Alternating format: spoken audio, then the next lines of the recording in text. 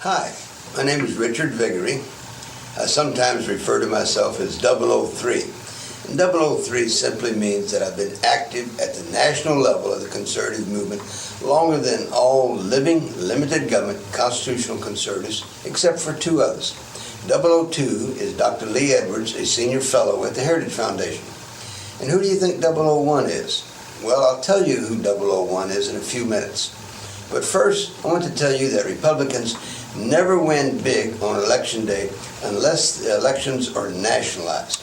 Now, nationalizing the election simply means the voters are focused on one, two, maybe three things when they go to vote. Another way to think about what it means to nationalize the election is that the voters have in their head a tune they can whistle. For example, Ronald Reagan in the 1980 presidential election gave the voters this tune to whistle. Reagan said, "Government was not the solution, but government is the problem. Government spends too much, regulates too much, taxes too much, governs too much." The four biggest Republican victories of my lifetime, which is a long time, were when conservatives nationalized them. 1980, Reagan's first election to the presidency. 1984, Reagan's re-election. 1994, the Gingrich Contract with America election. And of course, the big 2010 Tea Party election victory. Unfortunately, big government Republican leaders like Karl Rove, John Boehner, and Mitch McConnell have decided not to nationalize this election. By the way, another exceedingly important reason to nationalize this election is that the Republicans win a majority in the U.S. House and Senate without campaigning on specific issues. They will not have a mandate to govern and pass good legislation, which will reduce the size, scope, and reach of big government. But then that may be what the big government establishment Republicans want. Send a message today to the big government establishment Republicans that you want this election to be about conservative issues by rushing a generous contribution to my political PAC, Fed Up PAC, today. Your donation will quickly be used to communicate with the millions of conservative activists, grassroots people at the local, state, and national level, as well as conservative leaders, journalists, politicians. Will use the radio, TV, internet, videos, emails, postal mail, phones, etc. And the three most effective issues that conservatives can focus on to help nationalize this election, in my opinion, are first, amnesty. Almost no Republican leader is attacking President Obama and the Democrats on their plan, as soon as this election is over with, to reward up to 10 million illegal aliens who broke our laws. They want to reward them with amnesty and a path to citizenship and voting rights. Of course, this will only encourage another 20, 30, 40 million illegal aliens to rush over the border. The second issue to get the election nationalized on, in my opinion, is the culture of lies, corruption, and lawlessness that the Obama Democrats use to govern.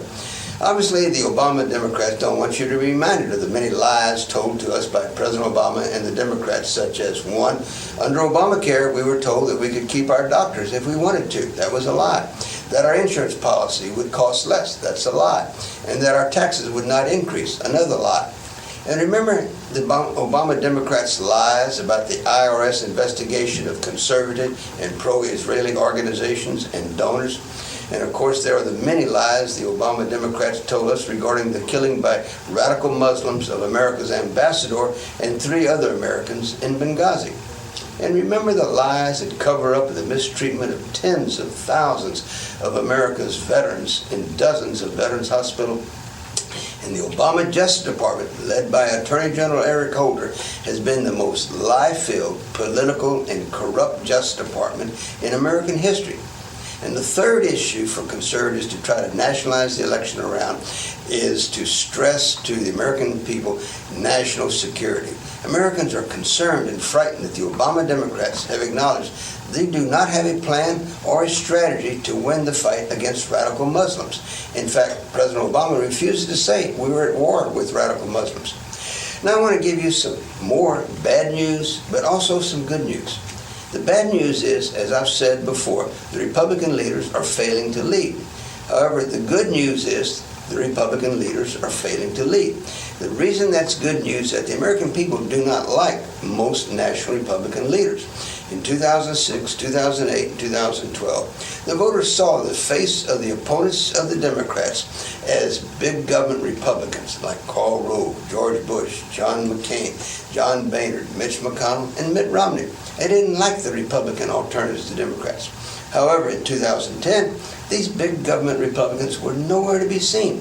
What the voters saw and heard in 2010 were hundreds of conservative talk show hosts like Rush Limbaugh, Sean Hannity, Mark Levin, Laura Ingraham, and Glenn Beck, along with future Republican congressional stars like Rand Paul, Mike Lee, Marco Rubio, Justin Amash, Tim Huelskamp, and of course millions of Tea Partiers who were speaking about constitutionally limited government.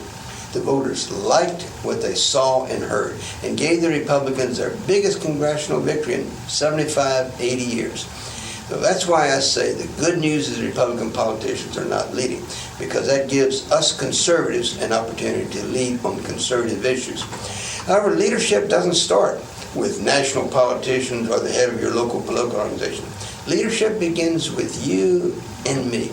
About this time you may be saying, well, I can't get on national, state, or local TV or radio. I won't be interviewed by the New York Times or Time magazine. I'm not well known, you may say. Well, that may be true, but there are plenty of opportunities in 2014 for individual conservatives like you to reach thousands, even hundreds of thousands of people using the new and alternative media, especially the internet. And remember, on the three issues that can win these elections for conservatives: amnesty, Obama Democratic lies, and national security. Republican politicians are not leading on these issues. And so if this election is to be nationalized around conservative issues, it will be up to us conservatives. The three issues I recommend will be easy to remember if you just remember American Alarm. And American Alarm is simply short for Americans Against Lies, Amnesty, and Radical Muslims. On my website, conservativehq.com, I have a list of 9 things that you can do to influence the results of this election, such as 1, forward this talk to your family, friends, neighbors, co-workers, fellow church members. 2, this talk is also printed on conservativehq.com, so that you could print it and forward it or mail it to others, family, friends. 3rd, make a donation today to my Fed Up PAC to help me get this message to tens of millions of low information voters. And we'll use the internet, direct mail, radio, TV, newspapers, magazines, and contact conservative organizations and conservative leaders in the coming days to focus on nationalizing this election. And 4th, and maybe the most important, sign our petition and write or call Senator Ted Cruz from Texas to encourage him to lead the conservatives' effort to nationalize the election around our 3 issues. And there are many other issues that you can look at on our website, Conservative HQ, to see how you can be effective. Remember, you and me have very small microphones compared to Senator Cruz's very large microphone. If Senator Cruz were to start speaking out on these 3 issues, overnight, tens of millions of people would get information about these issues they don't hear from most Republicans. If you and I and other conservatives do some of these things today, conservatives will score a big victory this November 4th on Election Day. Now, have you guessed who 001 is? Well, 001 is the First Lady of the conservative movement, the great Phyllis Schlafly. And all who love liberty under God's laws are deeply in her debt. I'll close with the words of the great 18th century conservative statesman Edmund Burke, who said, "No one made a greater mistake than he who did nothing because he could do only a little." So if you can only do 1 or 2 things today, please do them right now to help conservatives win this election. Because I believe we should all work and vote as if our lives depended on it. And it does. God bless our great country as well as you and your family.